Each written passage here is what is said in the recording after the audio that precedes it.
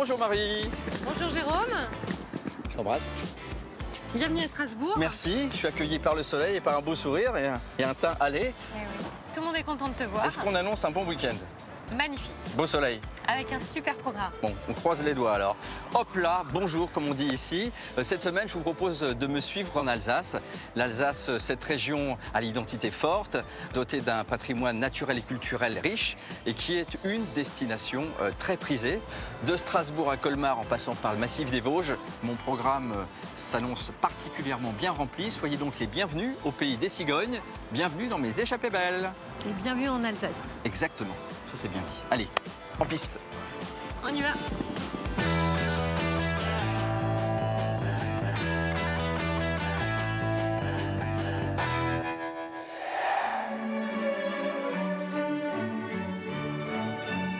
Les Alsaciens ont le sens du tempo. Quand je suis arrivé ici la première fois, mon cœur battait très fort. Le Grand Bourdon ne sonne qu'une dizaine de fois par an. Tiens, je te donne les bouches. 1, 2, 3, ok. Bravo. Le sens de la fête, Je suis en train de mettre mon premier sapin sur une vache, je savais pas que ça existait. et le sens du symbole. Je me suis toujours posé cette question, pourquoi en fait on a choisi la cigogne alors que finalement le grand hamster faisait aussi partie intégrante de l'Alsace, quoi. C'est quoi le château qui est là? Château du Haut-Bas. Quand on est ici, on se sent vraiment 50 ans en arrière.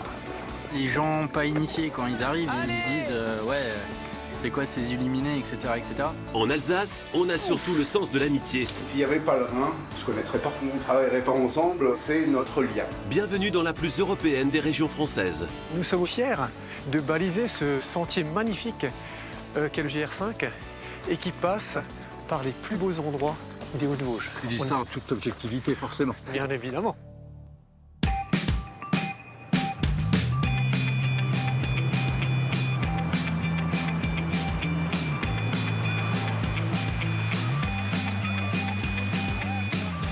Alors là, Jérôme, on est dans le quartier de la Petite France. Ah, le fameux quartier, c'est très Voilà. typique de Le Strasbourg. quartier pittoresque de Strasbourg.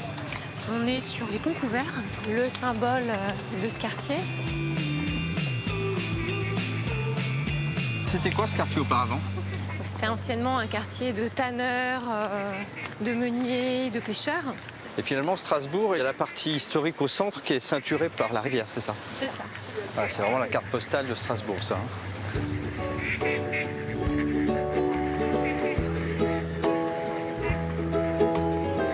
Alors, qu'est-ce qui te touche autant dans la culture de ta région? C'est son caractère, c'est son identité. Moi, ce que j'aime beaucoup en Alsace, c'est le colombage des maisons. C'est vraiment ce qu'on vient chercher quand on vient en Alsace. hein. C'est caractéristique de l'Alsace, ouais. C'est classé patrimoine mondial de l'UNESCO. Hein. Ouais, c'est pas étonnant. Alors regarde, là, tu as la maison des tanneurs, qui aujourd'hui est un restaurant. Ok, on tend une autre peau, celle du ventre. C'est Voilà. ça.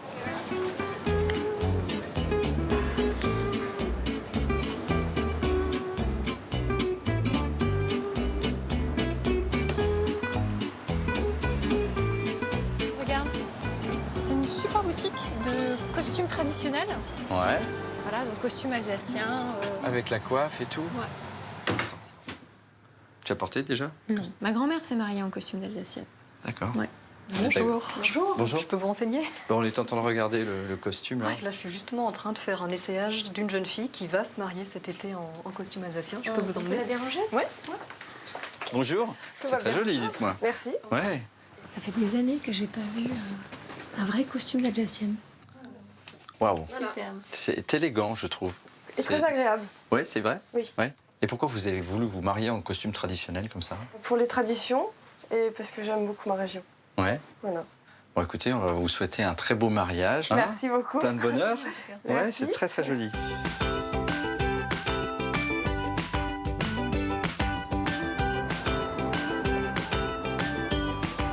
Là, on va en direction de Kiel. Kiel, c'est en Allemagne, ça, non? Oui, c'est Ouais. la première ville frontalière avec Strasbourg. Le tramway va en Allemagne. Ouais, ça fait quelques semaines qu'on y a accès. Alors, on prend un petit billet. On rentre? Ouais.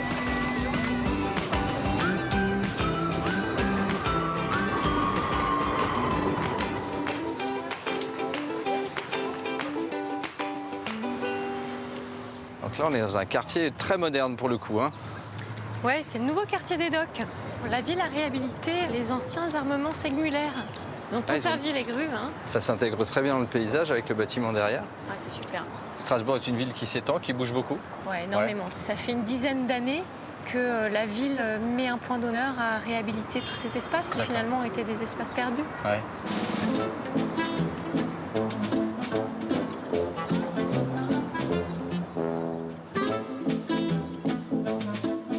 L'Alsace, une culture forte. Des traditions prenantes qui s'adaptent sans cesse à la modernité. L'un des piliers de l'identité régionale, la gastronomie dont certaines spécialités sont mondialement connues. La choucroute, bien sûr. Wurst, saucisses, Flammkuche ou fromage, des spécialités plutôt riches. C'est ça qui est bon. Voilà, le gras, c'est la vie.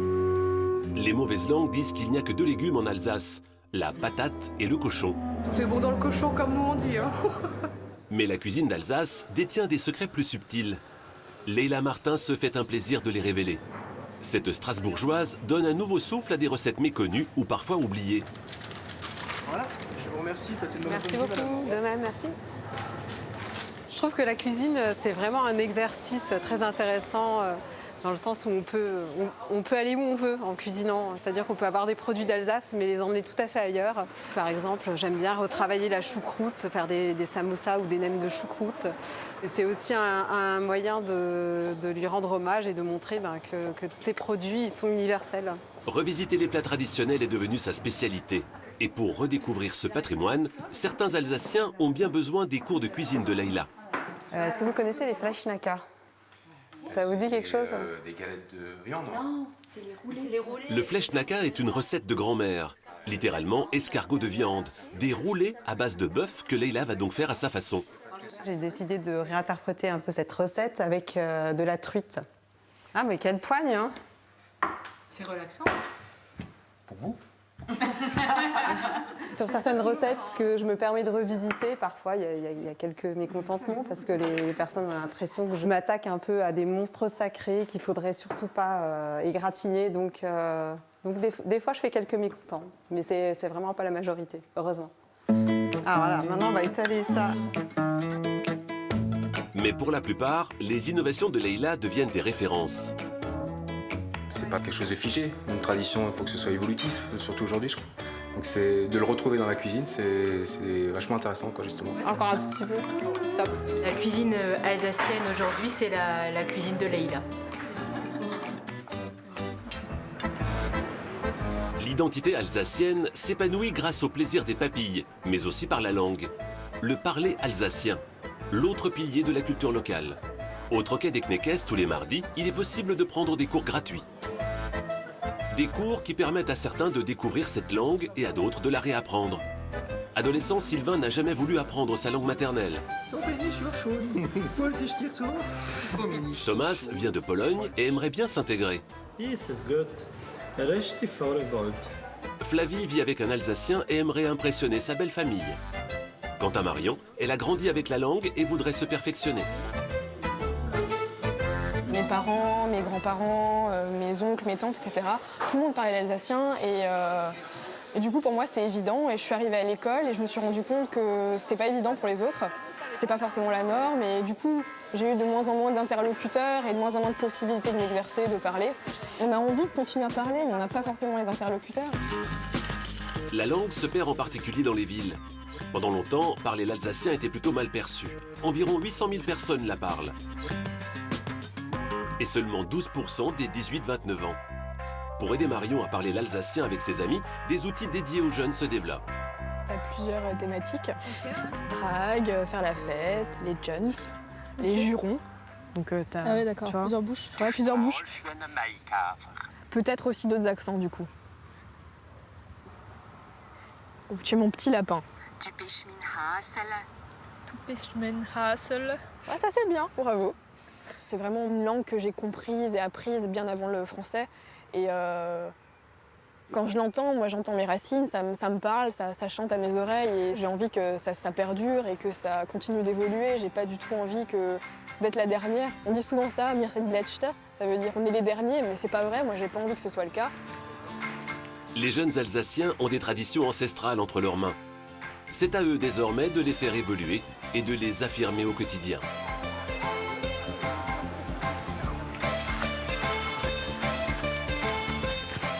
C'est sympa ce parc, il s'appelle comment? C'est le parc de l'Orangerie. Ok. C'est un parc du début du 19e, quand il fait beau, le week-end, tous les Strasbourgeois s'y retrouvent. Tu peux faire plein d'activités différentes. Tu peux apprendre à conduire apparemment. Tu peux apprendre à conduire. Moi j'ai passé mon permis de conduire ici. Ah oui, c'est vrai. À 5 ans j'avais mon permis. Voilà.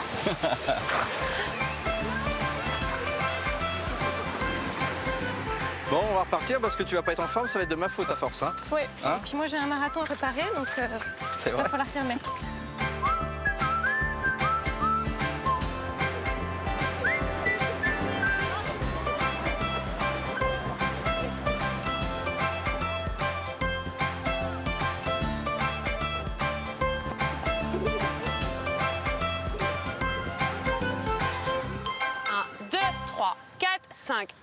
Souris.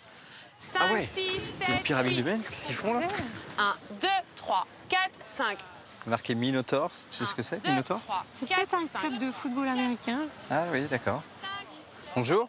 Oui. On se posait la question, Minotaur, c'est une équipe de football américain ici? Oui, c'est ça, c'est l'équipe de football américain de Strasbourg. Donc vous supportez l'équipe de football américain? Non, on ne supporte pas l'équipe de football américain. Même pas? Non, même pas. Vous supportez qui alors? On supporte nous. C'est-à-dire vous portez? Oui, voilà, bah, c'est ça en fait, on se porte. Non, en fait, on est des compétiteurs à part entière en fait. Oula. 3 fois champion de France à Strasbourg. C'est vrai? Oui. Oh, félicitations.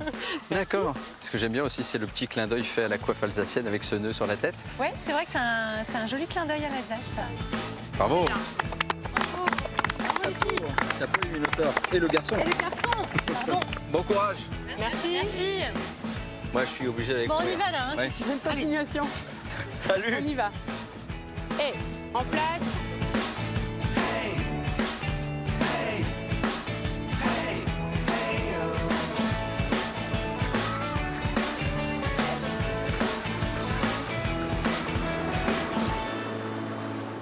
Bon Jérôme, on va aller se désaltérer un petit peu.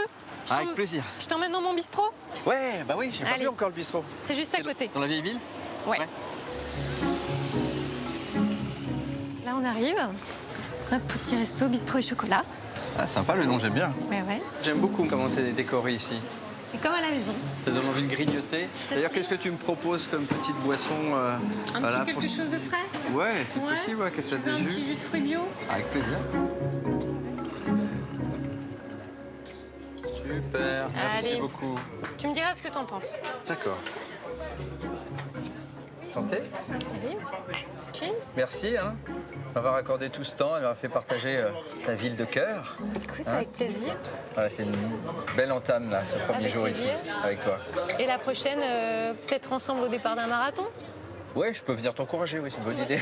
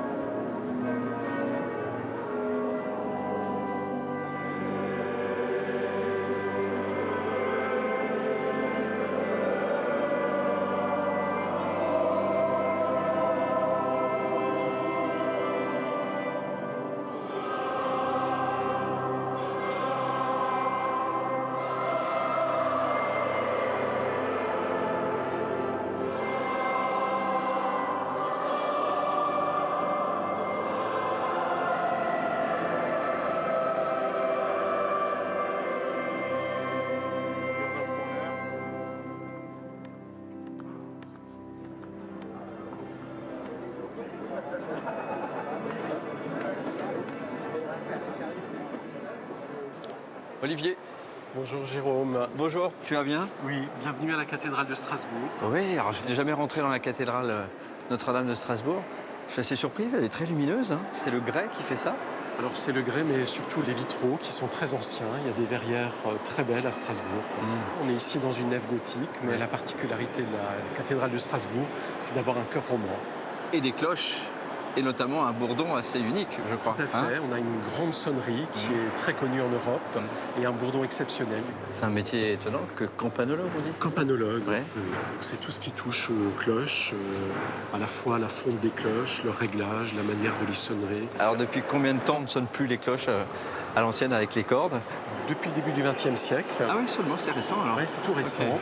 Et si tu veux, je t'emmène les voir. Bah oui, je suis là pour ça. Alors on y va. Parce que c'est un privilège, je crois. Oui, tout à fait. Très peu de personnes peuvent monter jusque là-bas. Alors je t'emmène. Allez, ça marche.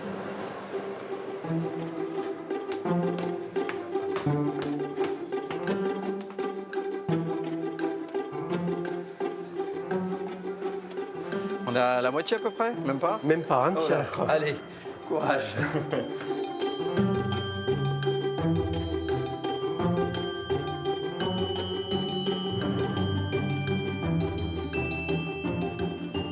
Voilà, sans clé. Sans clé, on ne peut pas monter. Sans le sésame d'Olivier, on ne peut pas venir là. Voilà, on arrive ici dans les hauteurs de la cathédrale, dans des parties qui sont non accessibles au public en général. Et donc tu vois la nef et la tour de croisée qui est néo-romane. Et on va rentrer dans la chambre à cloche qui est ici derrière nous. Super.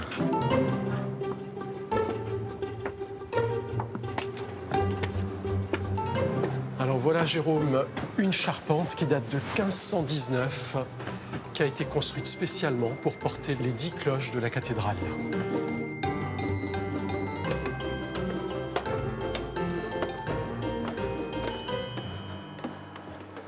Ah, c'est magnifique. Voilà, Jérôme, les cloches de la cathédrale. Tu as devant toi le Grand Bourdon qui date de 1427. Elles sonnent combien de fois par an, ces grosses cloches? Alors, le Grand Bourdon ne sonne qu'une dizaine de fois par an. Ah oui. Donc, il sonne pour vraiment les grandes fêtes religieuses et quand il y a des grands événements pour la nation ou pour la cité de Strasbourg. Ok. Et aujourd'hui, tu as ce privilège d'être dans la chambre à cloche quand il va sonner. Ouais. Ça voilà démarre. La petite qui démarre. Tiens, je te donne les bouchons.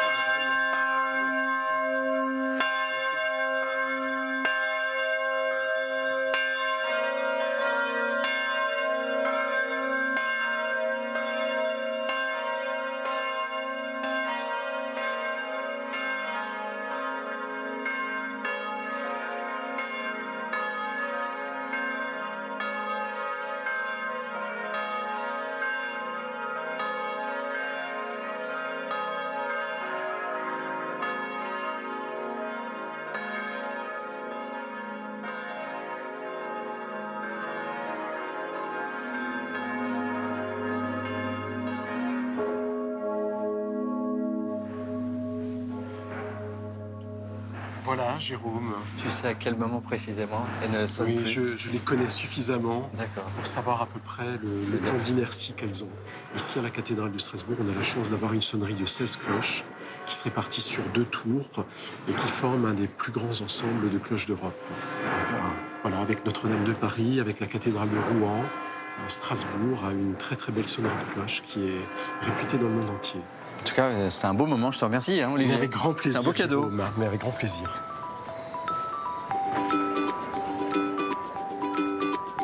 Strasbourg a un petit quelque chose en elle de New York.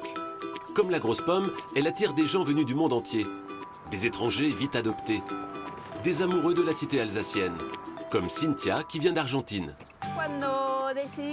À la naissance de notre première fille, on a décidé de trouver une autre ville où l'on pourrait facilement vivre à vélo, car c'est notre mode de vie. Donc on a entamé un grand voyage pour visiter plusieurs villes plus adaptées au vélo, en France et même en Norvège. Et c'est Strasbourg qu'on a choisi. Le choix lui a paru évident, car Strasbourg est la ville la plus cyclable de France. Les Strasbourgeois ont le vélo dans la peau. Ici, Cynthia a trouvé 560 km de pistes cyclables. Dans la ville, on dénombre près de 320 000 vélos. Un petit paradis pour rouler avec son triporteur. Regarde tous les gens qu'on voit d'ici. Et comme l'eau est belle. Je n'ai pas le permis de conduire, mais ça c'est mieux qu'une voiture. C'est comme une partie de moi. Je suis dessus tous les jours.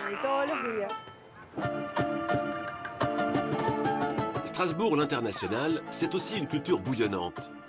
Une énergie électrique. Pour elle, Young Min-suk vient d'Asie. Coréen, il s'est installé dans la capitale alsacienne il y a 12 ans. À l'époque, j'avais fait une escale à Strasbourg avec ma femme. Nous étions sortis rapidement de la gare. En regardant les tramways, ma femme m'a dit « Quelle belle ville! Un jour, j'aimerais vivre ici. » Alors j'ai passé une audition et voilà, nous y sommes aujourd'hui. Cette audition, Yougmin l'a passée auprès de l'Opéra national du Rhin. Il est chanteur baryton et aujourd'hui, c'est répétition générale.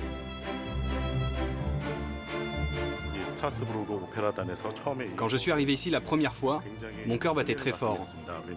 Bien sûr, j'ai déjà vu des opéras en Corée, mais l'opéra de Strasbourg et l'architecture classique européenne comme celle-ci, ça m'a fait quelque chose. Ça m'a beaucoup impressionné. L'opéra, un lieu chargé d'histoire.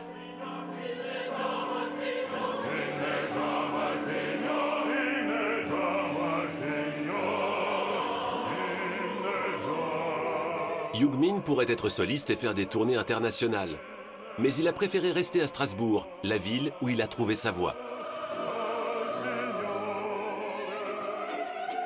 Une ville aux allures fantastiques où s'écrivent parfois des contes de fées. L'histoire d'amour entre Albina et Strasbourg y ressemble fortement. Avec son mari Olivier, elle s'est installée au cœur de la ville, au pied d'un monument qu'ils adorent. Je l'ai mis avec moi parce que j'aimais la cathédrale. Parce que tu es un vrai Strasbourgeois. D'accord. Je fais tout pour m'enraciner quelque part, parce que j'étais toujours en vadrouille entre les différents pays. Et justement, en arrivant à Strasbourg, quand j'étais sur cette place, complètement vide des gens, il y a les cloches qui ont commencé à sonner avec le ciel bleu et c'était quelque chose de magnifique. Et là, c'est resté dans mon cœur. Albina est aussi venue en Alsace pour son métier. Carrefour de l'Europe, Strasbourg partage un nouveau point commun avec New York. Elle concentre des institutions internationales sans être une capitale. Comme le Conseil de l'Europe, où Albina travaille à la défense de la démocratie, un lieu qui se visite tous les jours. Le personnel du Conseil assure les visites guidées. Évidemment, le secrétaire général toujours intervient à chaque session pour échanger. Près de 50 nationalités travaillent dans ces lieux. Albina, elle, est moldave. Sa vie a été marquée par la chute de l'URSS. J'étais formée dans les années 90 avec le rêve de l'Europe réunifiée, avec le rêve que nous sommes tous européens. J'ai participé dans le programme Erasmus, donc je me sens européenne. Donc pour moi, c'était important de travailler dans l'organisation qui crée l'Europe de la paix. Elle a trouvé en Strasbourg son rêve européen. Et ses déjeuners avec ses amis et collègues sont à l'image de la ville, avec 6 nationalités autour de la table. Entre nous, on parle en russe. Avec Elena, on parle en ukrainien. Et tous en table, on parle en français. Strasbourg a écrit son histoire entre la France et l'Allemagne. Son présent la place au cœur de l'Europe. Avec tous ces nouveaux venus, son avenir s'ouvre au monde entier.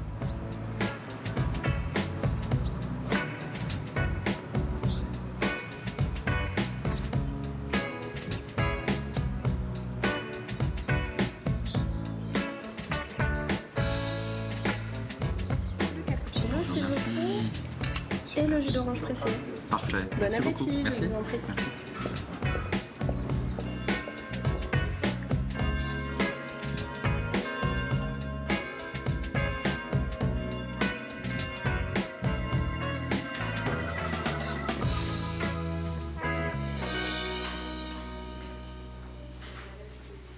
Bonjour. Bonjour monsieur. Vous allez bien François? Très Ça bien, va? merci. Oui, Vous merci. Votre week-end se passe bien? Super. Bah, mieux ce sera indécent. Hein. D'accord, parfait. Je vous ai proposé lors de votre arrivée une petite visite de l'hôtel. Est-ce que ça vous tente toujours? Là maintenant? Tout de suite? Ouais, j'allais repasser par ma chambre. Ouais. Très bien, allons-y. Ouais, ça marche. Je vous suis là.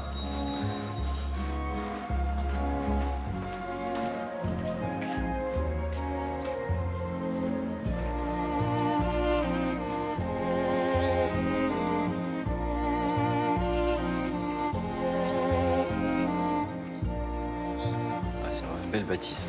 C'est magnifique. Donc voilà, là vous êtes donc sur la passerelle, plein milieu de la cour du Corbeau. C'était supervisé par les bâtiments de France, c'est classé ici? Oui, en effet, c'est ça. Donc la bâtisse est classée monument historique depuis 1930. Elle a essayé donc maintenir un maximum donc justement Les bâtis du XVIe siècle. Ouais. Il y a les colombages, il y a encore les pans de bois. Donc il faut savoir qu'ici, de nombreux personnages, justement, très connus ont séjourné dans notre hôtel, comme par exemple le roi de Prusse ou encore le duc de Bavière. Et alors, vous étiez déjà là à l'époque de Voltaire et tout ça? Ah, malheureusement, pas de visite, malheureusement, j'étais pas encore là.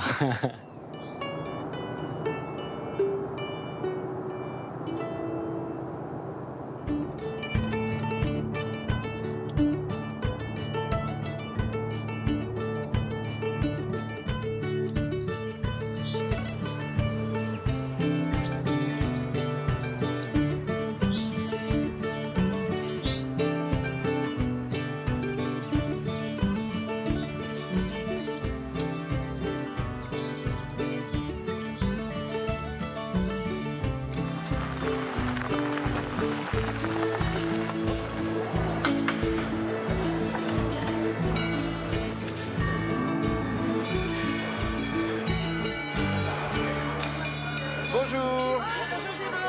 On s'embrasse.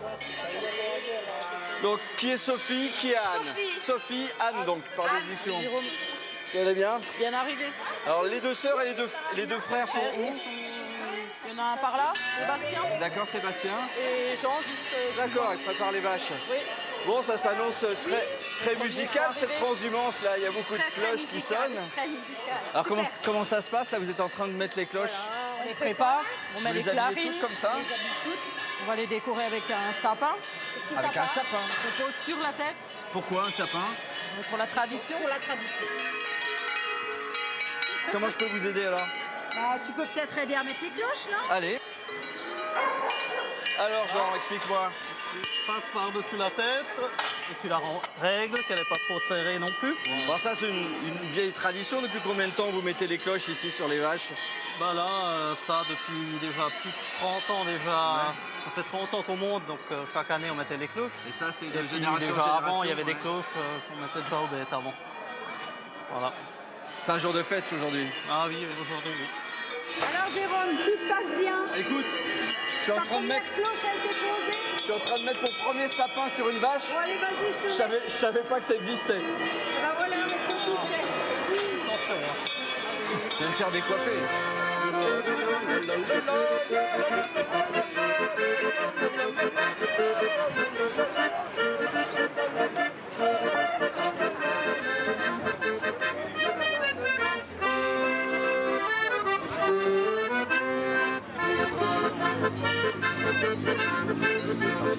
Oula, on se fait bénir.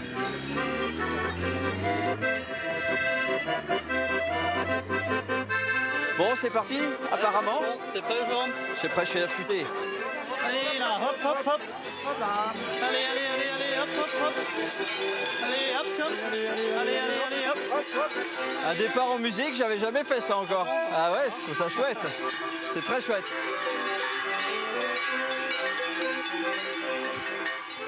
Bon, c'est agréable sous ce beau soleil quand même de monter les vaches sur les styles quand même, hein. C'est agréable d'avoir le beau temps. Hein. On a quelle altitude à peu près là? Là, on est à 550 à peu près. D'accord. Et on monte jusqu'à combien? 950. Encore un peu de chemin alors, hein. Oui, quelques kilomètres. C'est un moment qui est un moment d'émotion, la transhumance, c'est aussi un moment de stress pour vous, parce que c'est vous qui menez le troupeau. Oui, mais on est quand même content de remonter à cette période-ci, quoi. Ouais. Autant on aime repartir en automne quand il y a le mauvais temps, ouais. Mais au printemps, une fois arriver les beaux jours, on a envie de monter là-haut, quoi. Ouais, vous n'êtes pas très nombreux à faire ça maintenant? Combien vous êtes dans le coin, dans la région? Bah, dans la région, je vous dis, dans le départ, là, dans la vallée de Masevaux, on est les seuls encore à pratiquer la transhumance. Ouais. Ah, c'est agréable en tout cas. Les deux dernières bonnes montées, ouais, avant d'arriver à la ferme. C'est là, moi je vais partir en voiture. Hein. Ah ouais. Tu vas pas juste en haut? Non, je vais aller aider aux femmes en haut. Ah, préparer à manger? Ouais, quand même. Hein. Tu vas venir avec? Ah, s'il y a besoin de main d'œuvre? Bah oui, hein, pas de problème. Bon, à tout à l'heure alors, Sébastien. À tout à l'heure, hein. On te confie le troupeau, hein? Oui, y a pas de problème. Bon.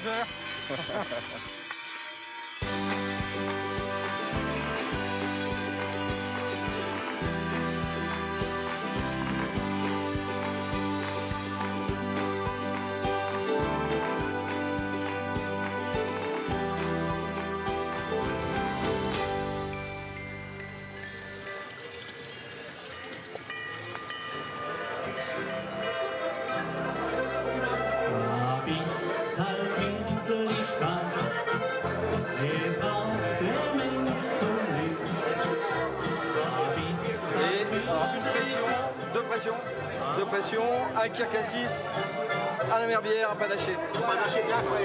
Bah non, non. Non, non, mais je vais le passer au four vite fait. Bien sûr, ça sera fait.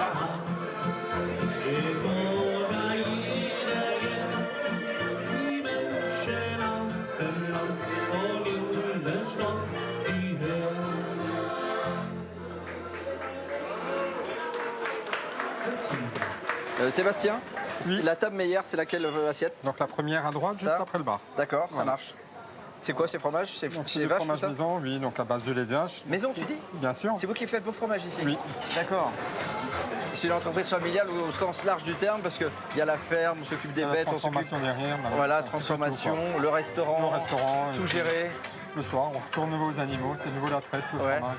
Et tout le monde est, on va dire, multiservice. Et polyvalent, il faut, obligé. Ça va tout faire. Bah, il faut. Être courageux. Hein. Bon alors, meilleur, tu m'as dit à droite. Hein. Ouais, bon, on y va. Merci.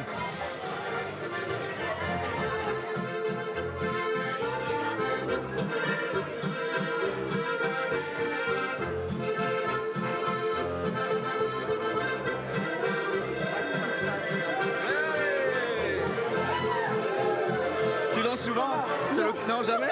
Moi non plus. Non plus, on fait ce qu'on peut, quoi. C'est l'ambiance de la transhumance, c'est ça? Voilà, tout à fait. On se lâche un petit peu. Après beaucoup de travail, j'imagine. Oui, ouais, mais c'est pas grave, c'est pas grave.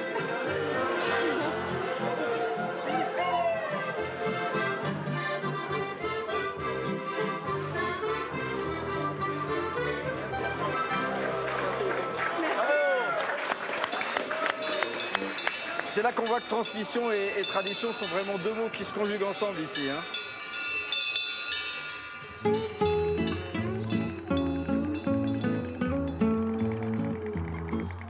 2 mètres d'envergure, un plumage noir et blanc, un long bec orange, un drôle d'oiseau.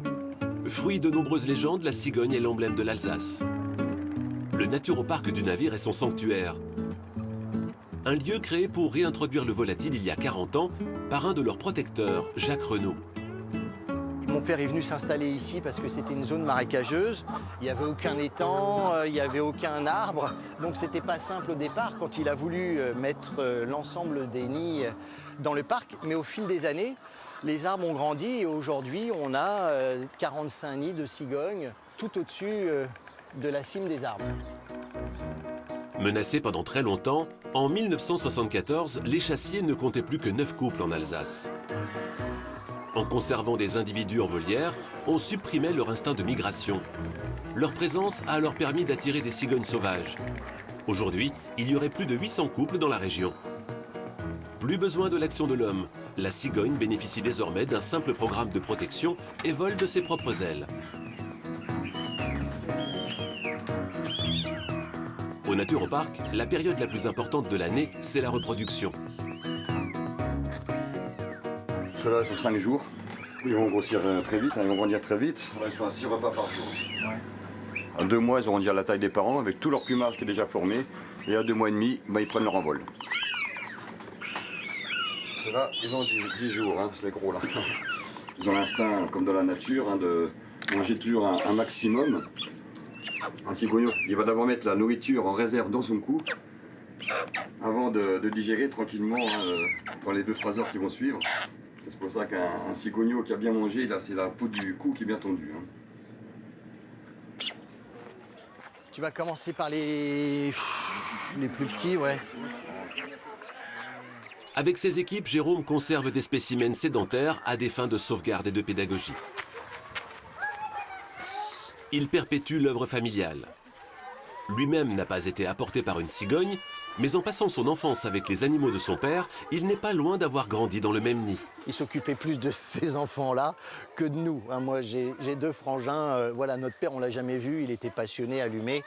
Je dirais qu'il faut avoir une volonté incroyable parce qu'il faut traverser des montagnes. Voilà, il avait le souhait d'essayer de faire quelque chose. Et puis dès que ça a fonctionné, il s'est occupé de la loutre, qu'il a également réintroduit en Alsace.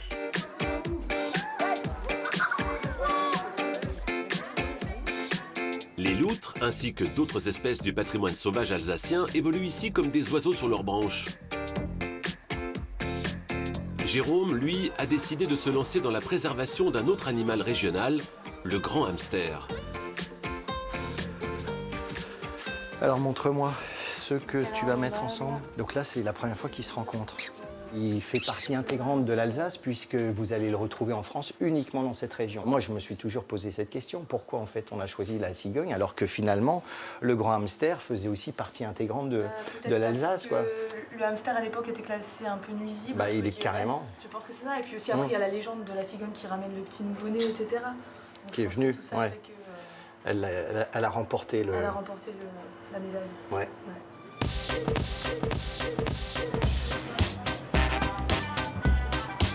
Pas de contestation possible, la cigogne est la star. L'animal totem incontournable dans les boutiques de souvenirs. On la vend sous toutes ses formes et on l'admire avec des yeux d'enfant. C'est un vrai oiseau? On dirait qu'il fait vraiment partie de la maison. Oh, là encore.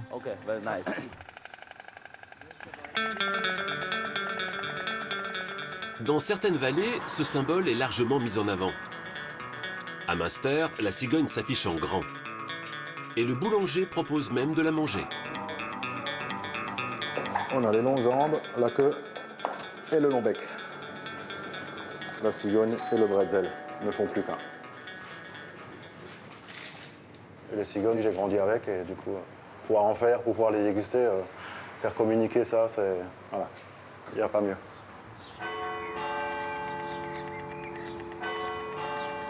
Sur les toits de la ville, des nids de près de 500 kilos. Après la réintroduction de l'espèce, Münster a compté jusqu'à 70 couples. Et dans les villes d'Alsace, ces nids prennent parfois un peu trop de place. Là, on en voit un superbe. C'est énorme. C'est vrai qu'il vaut mieux pas habiter au-dessous d'un arbre. Les nuisances sont les déjections, hein, qui sont très abondantes. C'est l'odeur. Et ça, l'odeur, c'est une vraie nuisance. En Alsace, la cigogne reste pourtant en odeur de sainteté. Un symbole protégé, une attraction touristique, un oiseau de bon augure.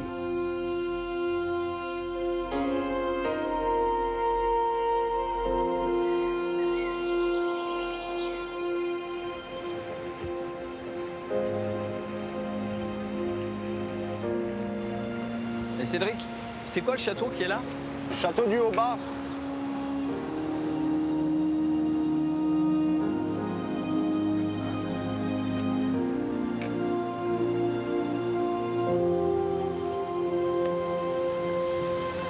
C'est paisible hein, comme navigation, je trouve. Vraiment paisible. Ah, c'est chouette. Ouais, reposant. Et le canal, là, de la Marne au Rhin, où on est, c'est combien de kilomètres de voie navigable? On est sur 300 km de voie navigable. Ah oui, donc on fait quoi? Strasbourg, presque jusqu'à Paris, alors? C'est ça, ouais, c'est ça. Le tourisme fluvial est en plein boom ici en Alsace, non? Oui, ouais. L'Alsace se porte très très bien. Hein. D'accord, donc moi j'ai pas de permis bateau, combien de temps il me faut entre le moment où j'arrive et le moment où je pars? Bon, on va passer un bon 3/4 d'heure ensemble. Ah oui, c'est super court. Ouais, entre la petite partie administrative, l'état des lieux du bateau. Puis savoir passer les écluses. Savoir passer les écluses. Puis après, on vous laissera partir en tant que capitaine. Génial. Ah donc c'est vrai, c'est vraiment à la portée de tout le monde, quoi. Oui. Et ça va à quelle vitesse au maximum? Alors on est... Combien de centaines de kilomètres/heure? On est à 8 km/h. D'accord. Ouais, c'est pour ça que c'est paisible aussi.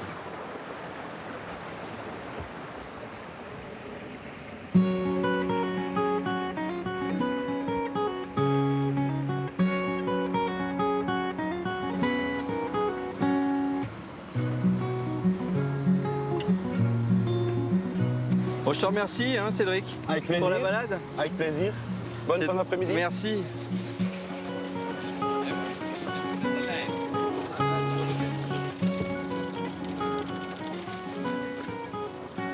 Salut Fred. Salut Jérôme. Alors cette balade? C'est chouette. Ouais. Ah ouais, vraiment, c'est très Bienvenue à sympa. Saverne. Merci. Et ben voilà, le port. C'est presque le vieux port de Saverne, on pourrait presque dire ça. Hein. Dans le Grand Est, c'est le plus grand port au niveau fluvial. On a quand même entre 13 et 15 000 plaisanciers tous les ans qui débarquent ici. Ah, qui font une... C'est important. Hein. Il y a aussi des habitations pérennes, des gens qui habitent sur les bateaux. Ils ont vu sur le château, c'est quand même la plus belle vue que tu as sur le château. Alors ça, c'est pas le château du Haut-Bar où tu dois m'emmener? Alors non, je t'emmène dans un château qui est sur un éperon rocheux. Ouais. Et c'est ce que je te propose d'aller voir. Ok, bah allons-y.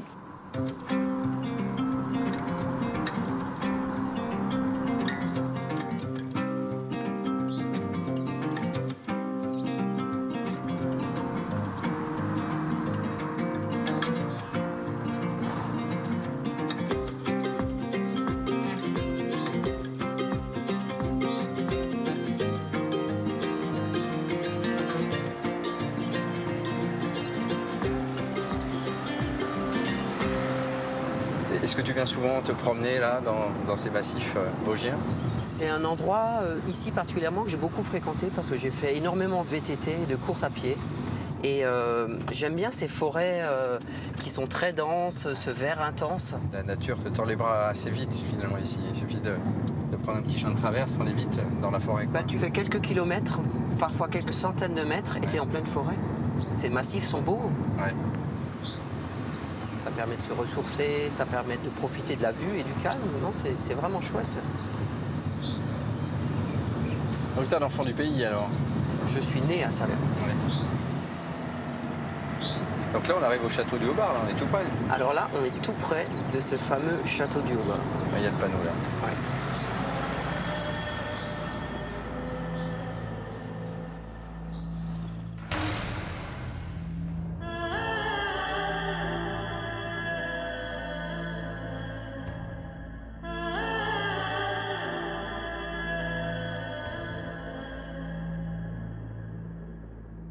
T'as l'enfilade du château du Haut-Bar. Regarde. Le château épouse la roche. Exactement. Ouais. C'est vraiment le lieu incontournable à Saverne. Ah bah tu viens pas à Saverne sans aller au Haut-Bar. Ouais. L'immanquable.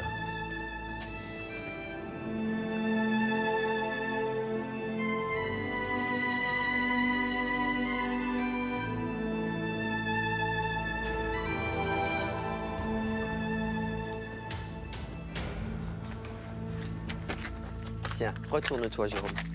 Là, je vais t'expliquer quelque chose et te montrer. C'est marrant, c'est pas Diman qui vient au milieu, là. Alors là, tu vois vraiment les différentes époques du château. Il a été construit au XIIe, enfin, le début de la construction, et au Moyen-Âge, il y a eu des rajouts successifs. D'accord. Et ça donne un peu cette espèce de mélange de styles. Ouais. Et là, c'est plus contemporain. Là, on s'imagine bien pourquoi on appelle ça l'œil de l'Alsace, quand même. Ah, c'est le surnom de ce château? C'est le surnom du château, parce que tu peux voir quasiment à 360 degrés tout autour de toi. On peut monter? Ah bah, on y va? Je t'y invite. Allons-y.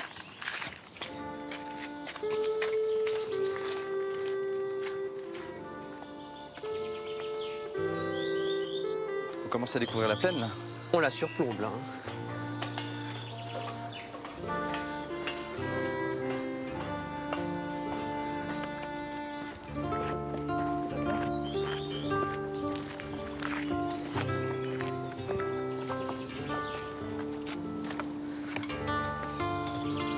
Elle est marrante cette passerelle au-dessus du vide, là. C'est le fameux pont du diable. Alors fameux, pourquoi? Pour quelle raison? Oh, ce pont était maudit, il ne tenait jamais. Alors comme tu es dans un château qui a été occupé par les évêques, ils ont associé la malédiction au diable, forcément. D'accord, ok. Oh, il y a souvent des légendes autour de tout ça. Hein. En même temps, s'il était maudit, aujourd'hui, on est béni parce que ça nous permet quand même d'avoir cette vue magnifique sur la plaine d'Alsace. C'est très très beau. À ses pieds. Et c'est pas fini. Et c'est pas fini. On peut grimper, tu penses, ça? Ah bah au contraire, on va le faire. Petit sport. Waouh. Sympa, hein? Là, on en prend plein les mirettes. Et voilà les Vosges. Alors, on comprend l'idée de la surveillance, là. On a une vue panoramique, vraiment, sur toute la plaine.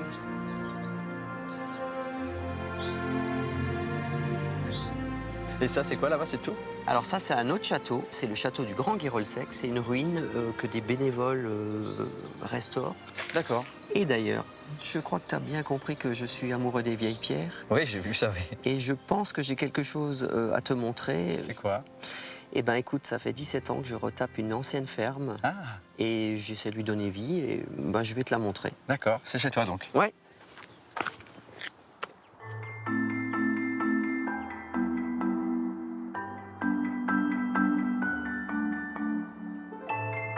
Le Moyen-Âge a marqué les paysages alsaciens de son empreinte. Aucune région d'Europe ne compte autant de châteaux forts. Ils étaient près de 500 à l'époque médiévale. Aujourd'hui, il en reste une centaine, en ruine pour la plupart.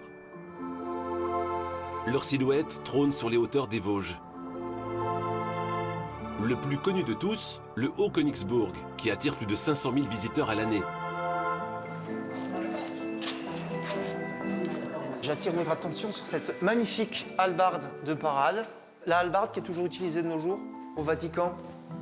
Les gardes 6. Voilà. Pour Denis Louchard, le château est une deuxième maison. Il guide avec passion ses visiteurs venus admirer la forteresse.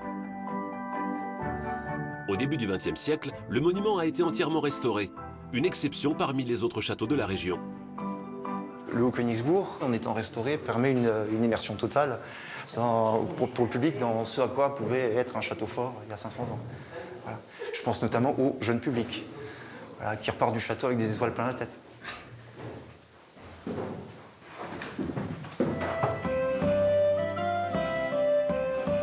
Les enfants ne sont pas les seuls à s'émerveiller du lieu. Denis en découvre chaque jour un peu plus sur ce château, témoin d'une époque qui le fascine.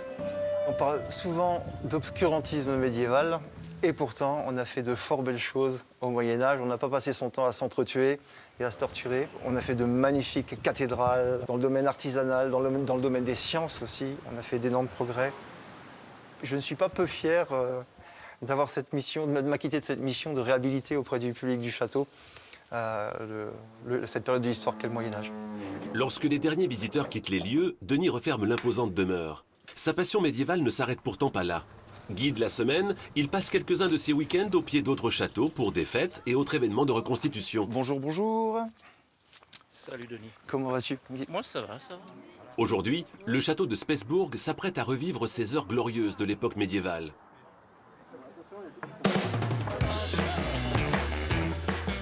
Le campement est monté et les traces de modernité sont bannies. En à peine 2 heures, nous voilà revenus 500 ans en arrière. Et pour veiller à ce que les visiteurs du XXIe siècle ne perturbent pas ce voyage dans le temps, la garde veille. C'est ça que t'appelles surveiller? Excusez-moi mon capitaine. Plus tendu, mieux que ça. Viens mon capitaine. Moins de Denis sur ta solde. Oh, y ait pitié mon capitaine. On en reparlera. Mon capitaine. Surveille, tais-toi. Un peu de grâce. Surveille, tais-toi, j'ai dit. Denis, notre guide, est désormais ménestrel. Il voue une passion à la musique médiévale. Avec sa troupe, il mettra l'ambiance façon château fort. Il a donc sorti sa collection. Cette table est envahie de luttes, vielles, harpes, flûtes et chalémies, busines, cornemuses, doucines. J'aime faire partie d'un tableau vivant, j'aime participer, tenir un rôle dans ce qui aurait pu avoir été, il y a 500 ans, une gravure, une enluminure. Voilà, mais c'est vrai que j'ai une affection particulière pour la musique médiévale en particulier.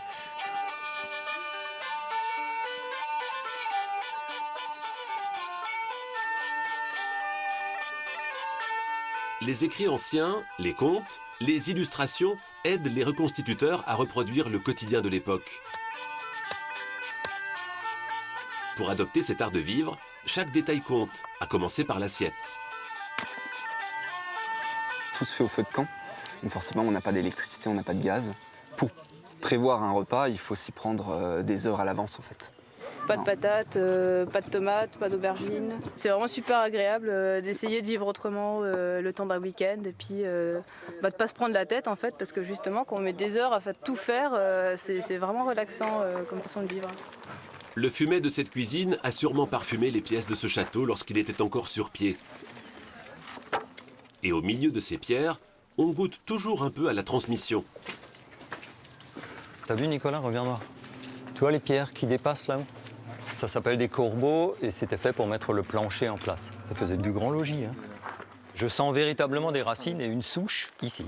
Qu'un de mes ancêtres ait vécu dans ces milieux-là, ouais, certainement. Oui, alors pas forcément en tant que seigneur ou en tant que milès ou soldat, peut-être même en tant que paysan, mais dans la région, oui, je suis tellement ancré dans cette région que j'aurais du mal à croire qu'ils viennent d'ailleurs. Oui. Encoché, armé, tirez! On se met sur les fenêtres, comme s'il y avait un assaillant. Si vous voyez quelqu'un, vous tirez, hein, sans sommation. Quoi de plus normal lorsqu'on a grandi au pied de ces châteaux que de jouer au chevalier? Messieurs et gentes dames, que le combat commence! Le plus prisé des amusements pour ces grands enfants reste de sortir les armures et les épées. Lors des tournois, nos médiévistes font tourner des frappes lourdes. Les coups sont réels et heureusement les armures aussi. Un brin de folie pour donner encore un peu plus vie au tableau historique. Fiers de leur patrimoine, nos reconstituteurs incarnent même de réels et illustres chevaliers alsaciens. Généralement, les gens pas initiés, quand ils arrivent, ils se disent c'est quoi ces illuminés, etc., etc. Mais au final, en fait, on incarne un personnage. Il y a une démarche très très sérieuse et très très chronophage aussi, de recherche historique, et il y a beaucoup de travail dessus. Tu m'as oublié. Ah oui, j'ai oublié un dernier combattant. Dans la région, pour ressentir l'esprit du Moyen-Âge, il suffit d'approcher les restes de ces châteaux et avec un peu de chance, d'entendre le cliquetis des armures.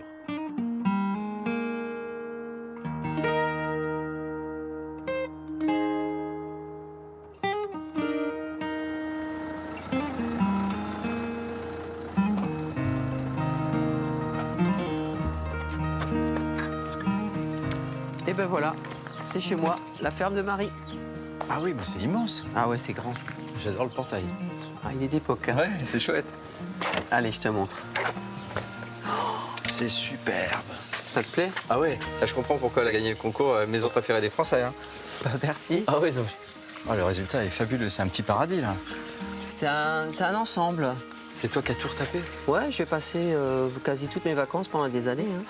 T'as presque 17 ans de travaux devant tes yeux.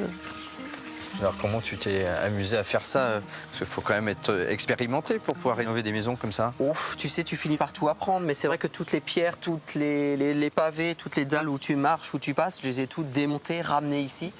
Il n'y a quasiment rien de ce que tu vois là qui était déjà en place quand je suis arrivé. Hein. Ah, c'est incroyable. Quasiment transporté dans le temps là. Ah, j'adore. Et bien sûr, une ferme, il y a un jardin et les animaux. Alors c'est quoi, tes animaux, ils sont où? Eh ben, il y en a déjà qui te regardent. Ah oui. Nestor et Raymond, et Gaspard et Pâquerette, ils sont déjà plus hauts. Pâquerette, viens. Et je suis un âne aussi, moi, je suis de la famille, hein, vous pouvez venir. Ah, c'est génial. Moi, j'ai grandi à la campagne, tu vois. D'accord. Ça me rappelle un peu le jardin de ma grand-mère avec les arbres fruitiers, les animaux aussi. Tu te retrouves vraiment dans l'atmosphère de ce qu'est la vraie Alsace. Ouais, c'est ce que je t'ai dit. C'est l'impression d'être transporté dans le temps en rentrant ici. Je suis sous le charme, hein, vraiment. Ça te plaît? Ah oui. Ça grince, j'adore. Ah oui.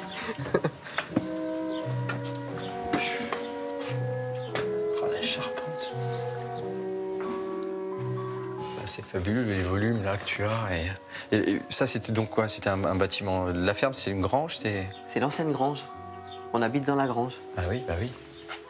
Et c'est marrant, il y a un petit esprit presque boutique déco à l'ancienne. J'ai l'impression presque dans une maison musée parce que tu as dû chiner des centaines d'objets. On m'en a donné beaucoup. Ouais, aussi. Ça c'est une armoire alsacienne? Alors ça, c'est typique. L'armoire alsacienne typique parce qu'elle est peinte.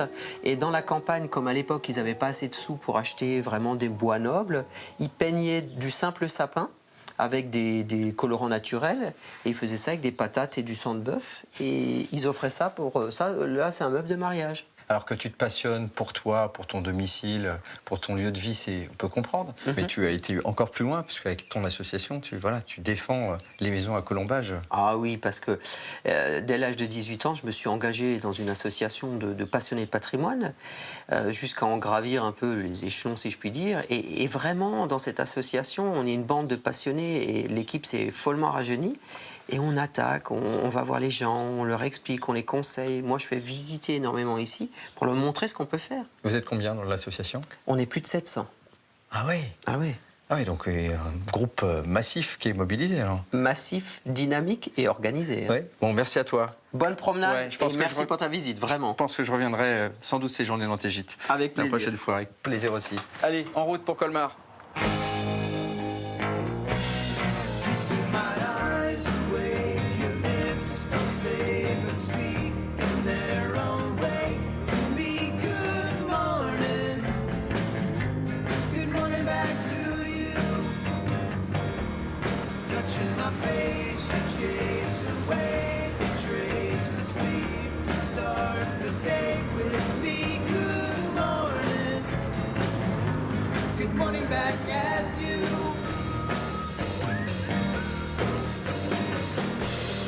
Est-ce qu'il y aura un violoniste parmi vous? Oui, c'est moi. Ça va? Bonjour Jérôme. Enchanté, content de te rencontrer. Bienvenue à Colmar. Merci. Je te présente Catherine, mon épouse. Bonjour Catherine. Colmarienne. Colmarienne et musicienne aussi? En amateur. En amateur. Bon, tu es prêt pour le concert de ce soir? Oui, oui, on est prêt. J'ai une répétition malheureusement dans 3 quarts d'heure, donc il faudra qu'on aille assez rapidement pour... Ah bah avec plaisir, on t'accompagne. Ok, super. Ouais. Allez, on se met en route. Allez, je te suis alors. C'est vraiment très coloré, Colmar, j'aime bien. Vous êtes d'ailleurs aux couleurs de la ville, tous les deux. Il suffit de regarder les pensées, les pétunias, tout à fait aux couleurs de Colmar.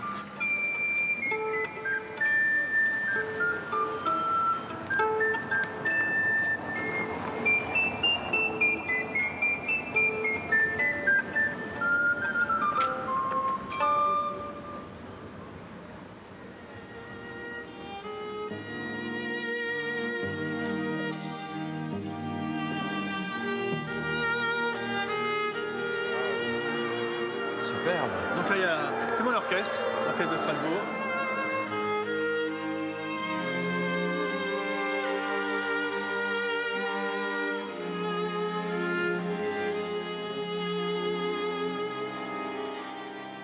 Ça s'annonce bien. Ce que je te propose, c'est qu'on les laisse répéter et qu'on aille faire un petit tour en ville. D'accord. Je vais te montrer 2-3 bricoles sur Colmar. Ça marche, avec plaisir.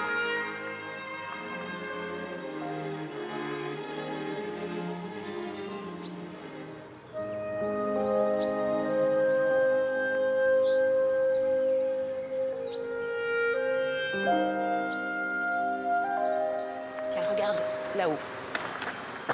Nid de cigogne. Ah oui, excellent.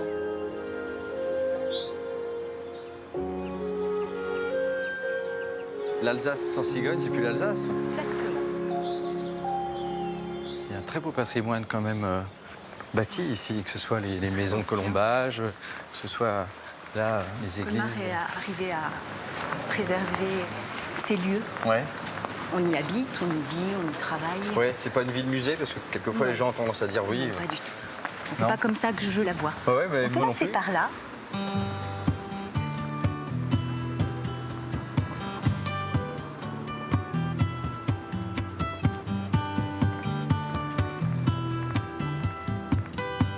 Ah, c'est super mignon là. C'est là que les maraîchers et tous les marchands venaient décharger leurs marchandises dans des barques à fond plat, notamment, pour les vendre au marché couvert. Marché couvert. Ah oui. Les escaliers à même le marché là. Aujourd'hui, ça c'est une tradition qui s'est perdue ça. Aujourd'hui, il y a toujours des barques à fond plat, mais elles sont occupées par les touristes. Ouais, d'accord. C'est la fierté du Haut-Rhin quand même, Colmar. Hein. C'est la capitale. C'est une pépite. Ouais, la capitale qui est flamboyante. Hein. C'est une ville où il fait bon vivre.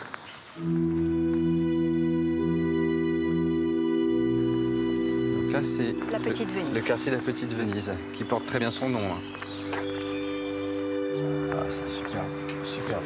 Les gens habitent au bord de l'eau. On est dans les temps, le concert n'a pas commencé là. Je pense qu'il va falloir qu'on prenne la route tout doucement. D'accord. Bon, soit c'est.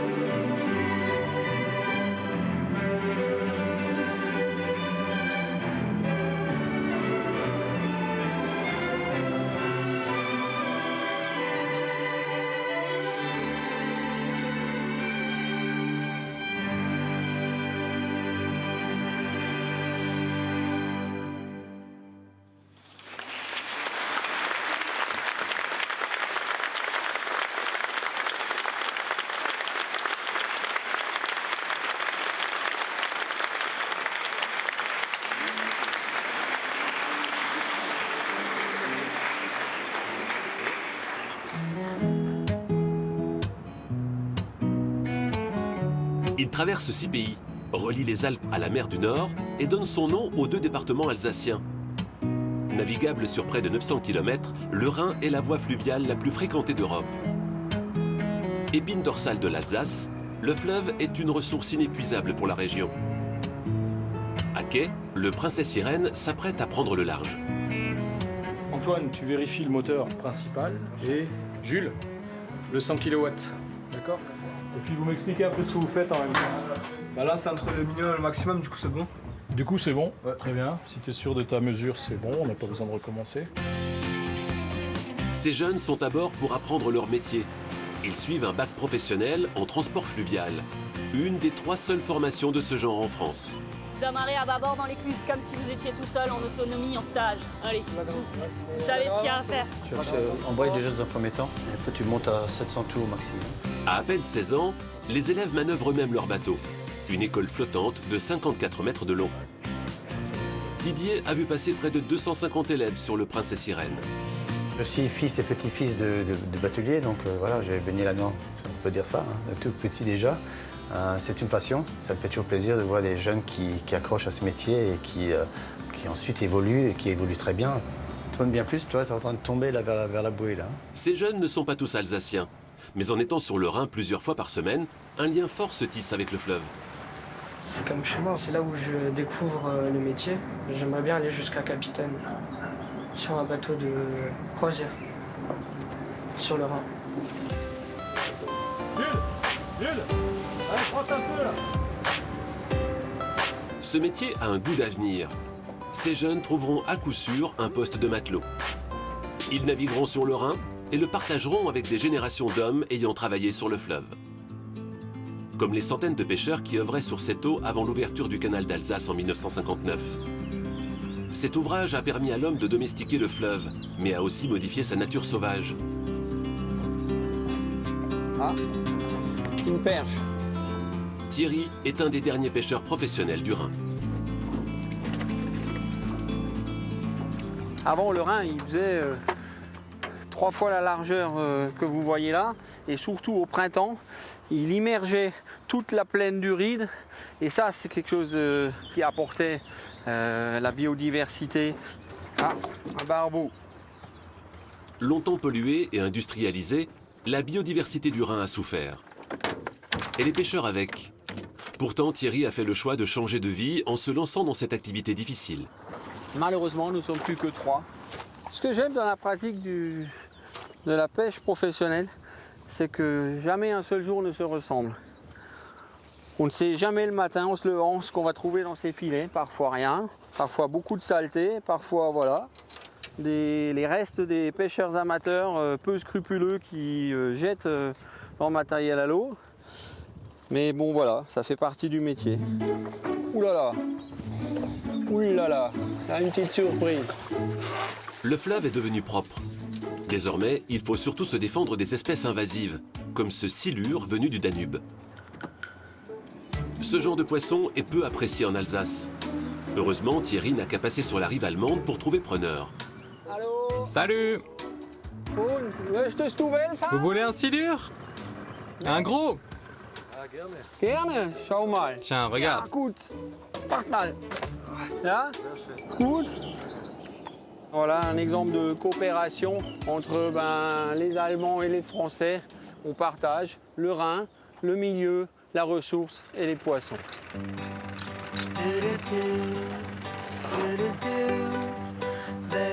Pour valoriser les produits de sa pêche, Thierry ne se déplace pas bien loin. Il va chez son meilleur client à 500 mètres de la rive.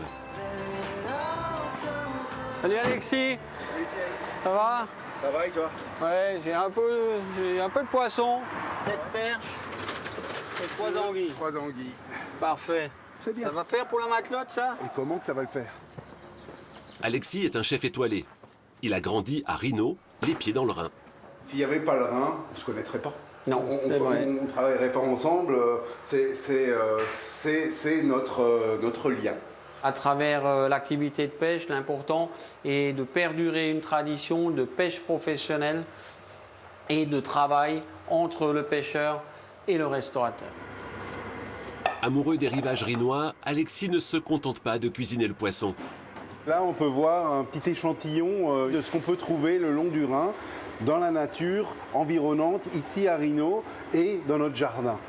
On a un petit morceau d'oseille, de quinopode, un pimprenelle.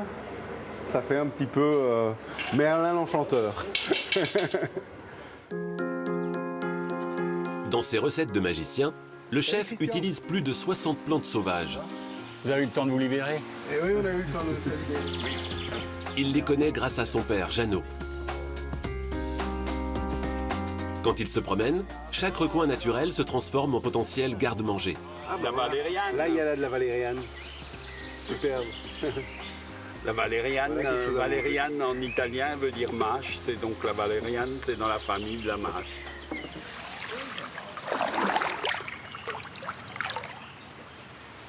Ce qui me plaît ici, c'est le calme, la sérénité. Les oiseaux qui chantent, les libellules. Pour retrouver la biodiversité du Rhin sauvage, il profite de la petite île de Rhino. Une réserve naturelle située entre le Vieux Rhin et le canal d'Alsace. Le Rhin, dans le temps, il était bordé d'arbres, de peupliers. C'était un endroit où on aimait aller se promener. Et qu'aujourd'hui, avec le canal d'Alsace, c'est vrai que le canal même, c'est moins intéressant. Mais quand on est ici, on se sent vraiment 50 ans en arrière. Des barques plates, une faune et une flore uniques. L'image du Rhin d'antan est de retour. Un fleuve vivant, le cœur de l'Alsace. Accrochez-vous, on arrive.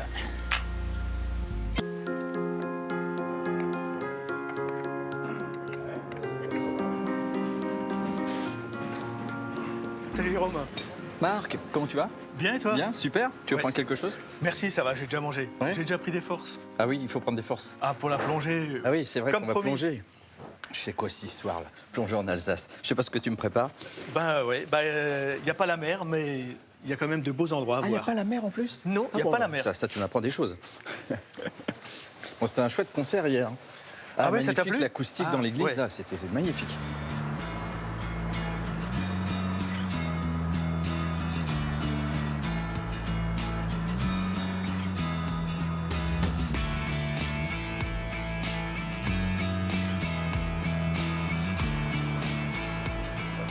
On est assez proche de Strasbourg et pour autant, on est déjà en pleine campagne.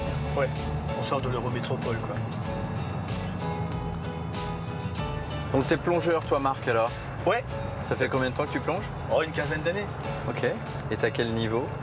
Oh, je suis niveau 4, moniteur, premier degré. D'accord. Ouais. Ah oui. Bon, je suis curieux de voir où tu m'emmènes parce que, à part dans les lacs... Oui, mais alors je t'emmène dans une gravière qui est aménagée maintenant pour la plongée. J'ai hâte de voir ça parce que j'ai entendu parler de ces lieux, mais j'ai jamais plongé dans une gravière, donc ça va être une première pour moi. Très bonne idée. En principe, l'eau est claire et on voit des choses sympas. Bon, elle risque d'être fraîche aussi, je pense.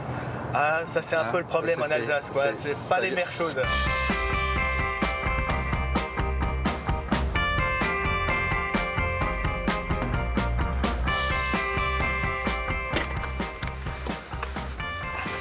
Ah oui, tout le matos. Ah bah ouais, il y a tout le matériel. Oh, je vais t'aider. Merci. Hop, ouais. Impeccable.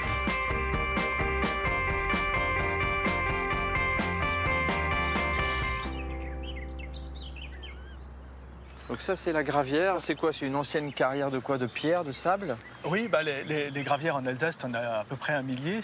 Un millier? Oui. C'est issu de la géologie spécifique de la vallée du Rhin, suite à l'effondrement géologique. Donc tu as des dépôts d'alluvions de sable, de gravier par le Rhin. Et donc on creuse pour chercher le matériau, le gravier, le sable. D'accord. Pour la construction? Pour la construction des bâtiments, des routes. Et comme la nappe phréatique est à fleur du sol, dès que tu creuses, tu as de l'eau. Ok.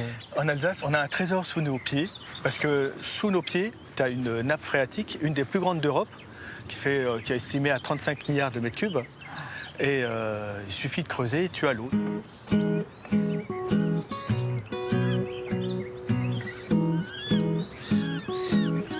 ce matin, j'ai invité pour la plongée mon ami Serge Dumont.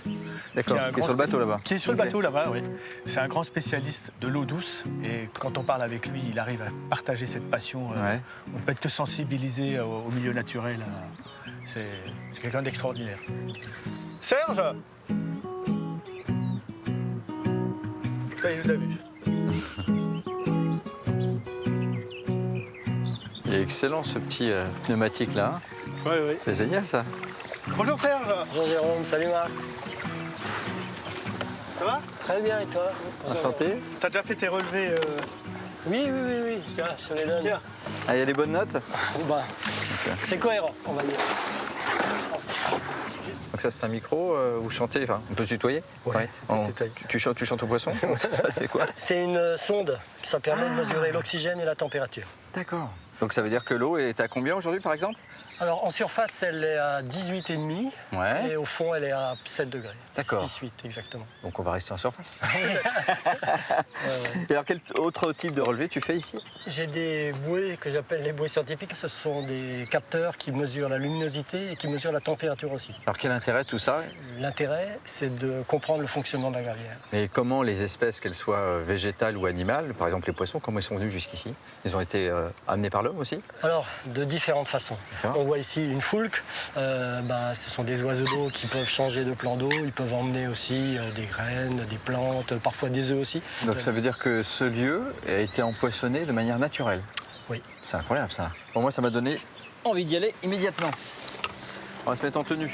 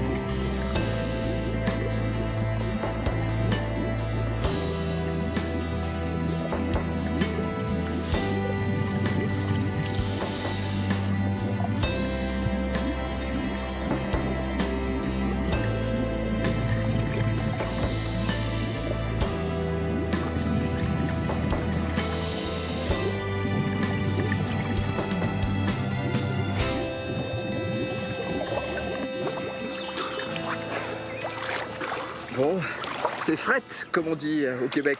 Ouais, je sais pas à quelle profondeur on est descendu, mais vers les 10 mètres, je pense. On sent qu'on a bien perdu 10 degrés quand même. Hein. Je trouve qu'il y a quand même moins de poissons qu'on peut trouver en mer chaude. Mais en même temps, j'étais assez surpris de me retrouver nez à nez avec des perches, brochet, là, un brochet quand même. Toi, Marc, qui as l'occasion de plonger de nombreuses fois en mer, qu'est-ce que tu aimes dans ce type de plongée ici en gravière? Comme la mer est loin, ça permet de pratiquer la plongée et de retrouver le plaisir d'être dans l'eau. Ouais. C'est un plaisir particulier et on retrouve toutes les mêmes sensations qu'en mer, on les a ici en gravière. Ouais. Bon, en tout cas, merci. Hein. C'est un moment unique pour moi, c'était une première. Merci de m'avoir fait partager ce moment-là. J'espère que ça t'a plu. Ah ouais, franchement, ça m'a surpris, vraiment. Donc ça me plaît.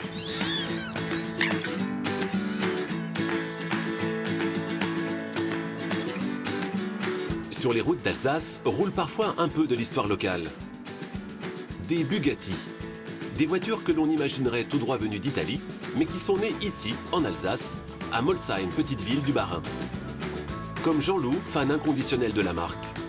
Alsacien jusqu'au bout des ongles, quand il arrive en ville, c'est avec Mademoiselle Alsace, sa fierté, sa fille Anaïs.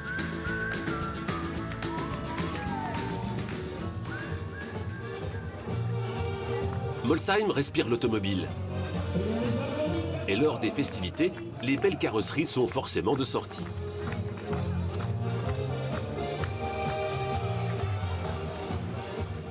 Dans la ville Bugatti, l'amour de l'auto est partagé par tous. Et chez les Kenk, il est héréditaire. La première fois que j'ai participé à une sortie Bugatti, j'avais 4 jours. Donc effectivement, ça fait partie d'une de mes passions. Je suis tombé dans la mécanique parce que mon père avait un garage ici à Molsheim. Et Bugatti, spécialement Bugatti, puisque mon père a travaillé chez Bugatti aussi. Il faut garder un peu la mémoire des anciennes choses. Il ne faut pas tout jeter à la poubelle. C'est un peu ce sont des œuvres roulantes, des monuments historiques roulants.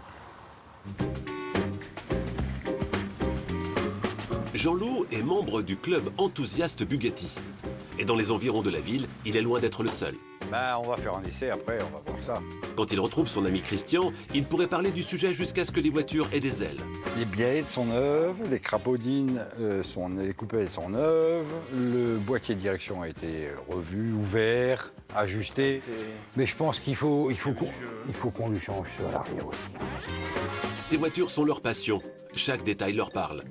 L'emblème Bugatti, c'est le radiateur, bien entendu. C'est cette forme en fer à cheval qui n'a été copiée par personne. C'est un dessin Bugatti et ça reste une marque de fabrique Bugatti. L'industrie Bugatti a marqué le territoire et les hommes. Chaque mécanicien de la région est lié à la marque, de près ou de loin. Bugatti s'est installé en 1909 à Molsheim et a produit jusqu'à la guerre, même après la guerre encore. Et employé jusqu'à 1500 personnes. Jusqu'à 1500 personnes. Donc c'était une grosse industrie dans la région. Un de mes premiers jobs d'été, parce que je travaillais toujours en été, c'était chez Bugatti en 78, où j'ai travaillé 2 mois avec un CAP. Et j'ai un bon souvenir, c'était mon premier contact avec Bugatti. Ah, attention, c'est un peu étroit. On la démarre ou on la démarre pas?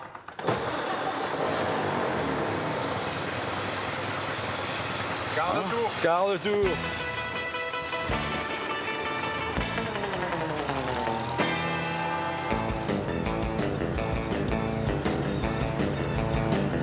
Ah, c'est toujours un plaisir. Il n'est pas très fréquent parce qu'on met du temps et on n'en essaye pas tous les jours. Mais quand on peut sortir, faire un tour, oui, c'est toujours du plaisir. En route pour le terrain de golf, quoi.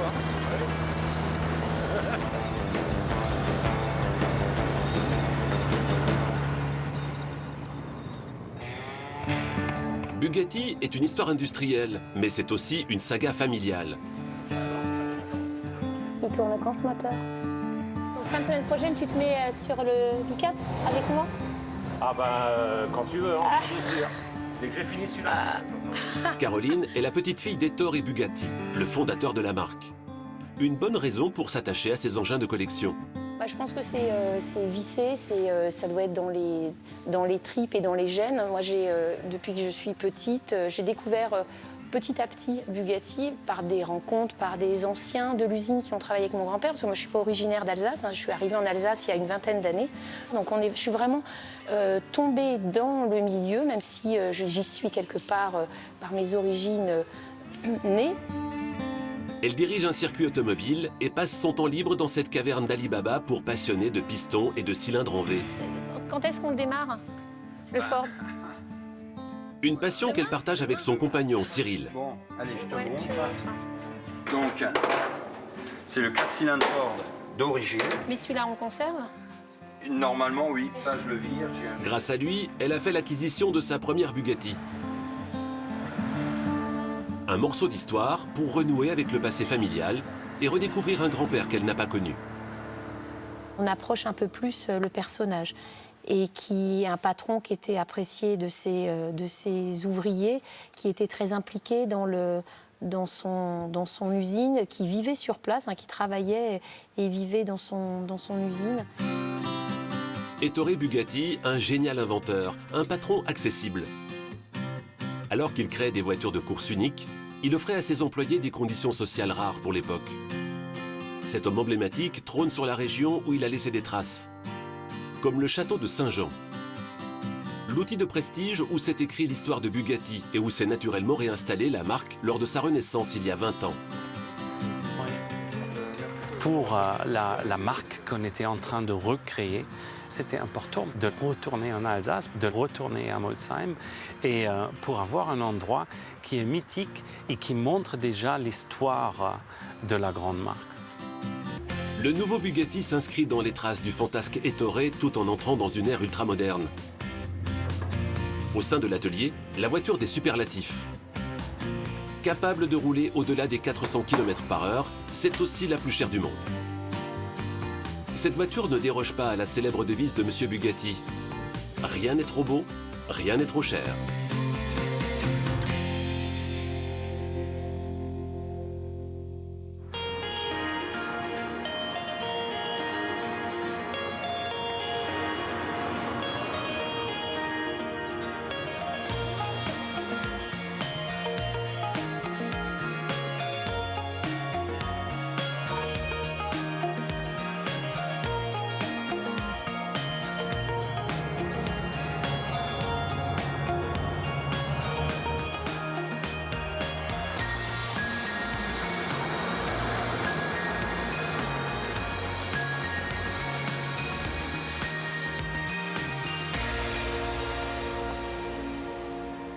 Ah, tu es là, Joseph. Je voyais la cabane, je te voyais pas. Ah, bonjour Jérôme. Tu vas bien? Ouais, très bien. Bienvenue ici dans le massif vosgien. Hein. Bah écoute, je crois qu'il me tord les bras. Quelle vue formidable, hein. Dis donc. Oh, c'est chouette, vrai. hein. C'est magnifique. Hein. C'est très très beau. Bon, alors le toit des Vosges, il est où? Alors, le toit des Vosges, c'est par là-bas. C'est derrière le toit de la cabane? Derrière le toit de la cabane et derrière la forêt. Bon. On est parti? Ça marche. Allez, go.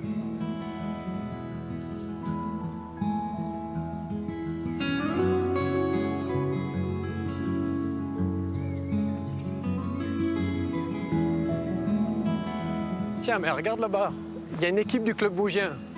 On va voir ce qu'ils font, une de nos missions au club vosgien. Ah ah, salut les gars. Oh, salut Zeb. Salut, Béguette. Ça va. Hop là, ça travaille. Ouais, ça bosse. Bonjour. Très bien. Bonjour. Jérôme, enchanté. Ouais. Une des missions nobles du club vosgien, c'est le balisage, mais c'est aussi l'entretien physique des sentiers. C'est-à-dire il faut les créer, il faut les entretenir, il faut les élargir. On a à peu près une moyenne de 312 km de sentier quand même. Oh, entretenir. Eh ben, je vous dis merci d'avance puisque je n'ai fait qu'un tout petit bout de sentier pour l'instant. On monte là-haut parce que c'est là-bas qu'on va. Absolument, c'est là. D'accord, du chemin là. Ouais. C'est dommage, hein, si on n'avait pas eu autant de chemin à faire, on vous aurait aidé, mais on est obligé de vous laisser. Des pioches, on en a encore. Hein. Bon, en tout cas, bon courage et bravo merci. pour ce que vous faites. Merci à vous. Hop là. Bonne journée. Merci. Salut Seb. Au revoir. Salut les gars. Salut. Hop là. Bon boulot. Raconte-moi un petit peu le club vosgien. Vous êtes combien d'adhérents? Alors, le club vosgien, on est 33 000 adhérents qui sont répartis sur 7 départements. Le club vosgien est né précisément en 1872 à Saverne, à l'époque Bismarck et du Kaiser Guillaume I. Ok, donc ça c'était lorsque l'Alsace était allemande. Alors Joseph, est-ce que tu es un enfant de la vallée? Tu es né ici? Je suis né ici. Depuis tout le temps, j'ai randonné avec mes parents. Depuis ma plus tendre enfance. D'accord. Mes parents étaient bien sûr membres du club vosgien. Ok. Et ils m'ont fait découvrir cette nature, le massif vosgien, ses sommets, ses belles fleurs, ses forêts, tout ce que j'aime.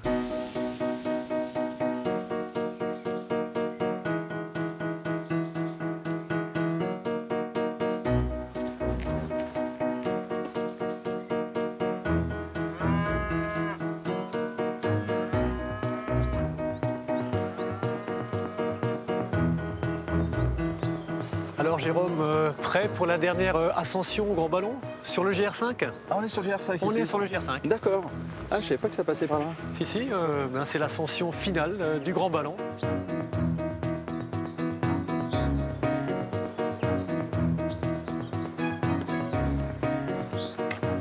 Bonjour. Bonjour.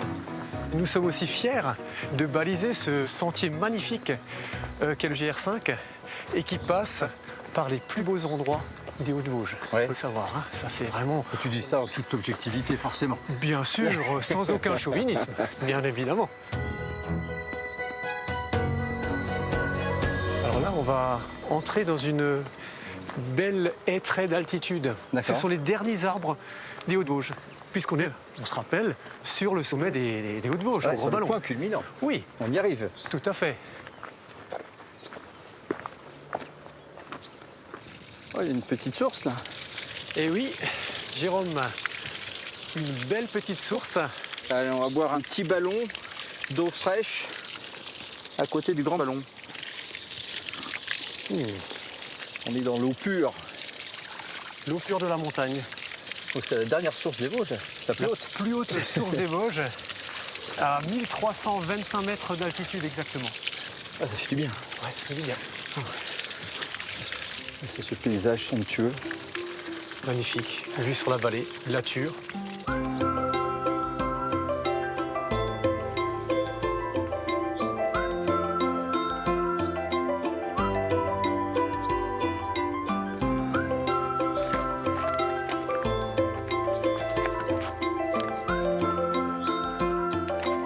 Je te propose une petite halte dans un lieu cher au Club Vosgien, puisqu'il s'agit du chalet-hôtel du Club Vosgien. Chalet du Grand Ballon. Bonjour. Bonjour Laure, comment ça va? Ça va et toi? Très bien. Bonjour. Jérôme, enchanté. Enchanté. Et est-ce qu'on pourrait manger une de tes spécialités, par exemple une petite flamme au minster? Ah mais bien sûr, c'est vraiment le produit phare de chez nous. Si on mange une tarte flambée sans minster, on a tout loupé. Bon, allez, Pas ça marche. n'importe quel problème. Très bien, c'est parti. On se pose là Ok. alors. Allez-y.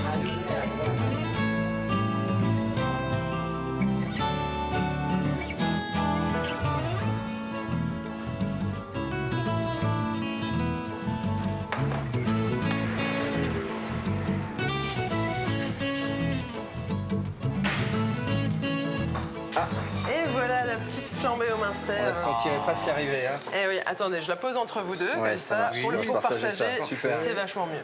Bon plat, bon appétit Jérôme. Bon appétit à toi. Merci. Merci. Ça sent bon, le fromage. Le fameux minster. Délicieux, hein.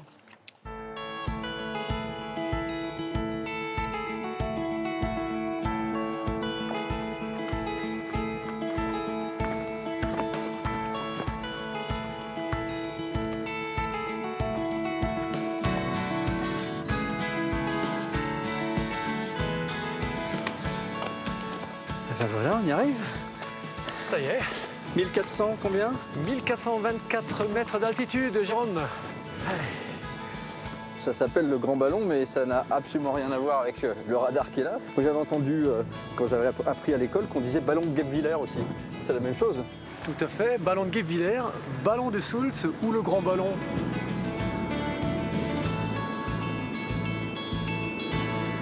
C'est sublime. Sublime. J'adore. Ah, c'est la plaine d'Alsace là-bas? Ça, c'est la plaine d'Alsace. Et au fond, la forêt noire, le Schwarzwald. Alors moi, on m'a dit que du Grand Ballon, on pouvait voir le Mont Blanc. Et dans quelle direction le Mont Blanc? Là, Ok. à 230 km d'ici, en hiver, bonnes conditions météo, on a le Mont Blanc. Wow. C'est extraordinaire. Et ce monument, c'est quoi, Joseph? Alors ça, c'est le monument des Diables Bleus, en l'honneur des chasseurs alpins et de la Première Guerre mondiale, 14-18. C'est eux qui ont gardé le front là pour que les Allemands ne viennent pas, mais hélas.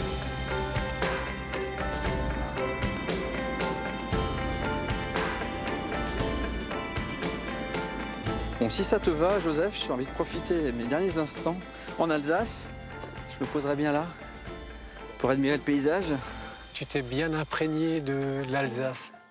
Et moi, tu vois, ce qui m'a frappé, c'est l'attachement que vous avez, les Alsaciens, à entretenir un patrimoine très, très vaste. Hein. C'est à travers vous qu'on sent l'attachement et c'est vraiment cette envie de faire partager ce patrimoine et le faire perdurer surtout. Bon, en tout cas, voilà, je salue et j'embrasse Sophie et Anne et toute la famille de la transhumance, Marc et son violon, Frédéric ou encore Marie, la strasbourgeoise pure souche. Voilà, j'espère que vous avez apprécié ce voyage. Je vous dis à très vite pour de nouvelles échappées belles dans d'autres contrées lointaines. Vous pouvez suivre cette émission en replay ou encore nous suivre sur les réseaux sociaux, Facebook, Twitter ou encore Instagram. Hop là, on dit. Allez, hop là.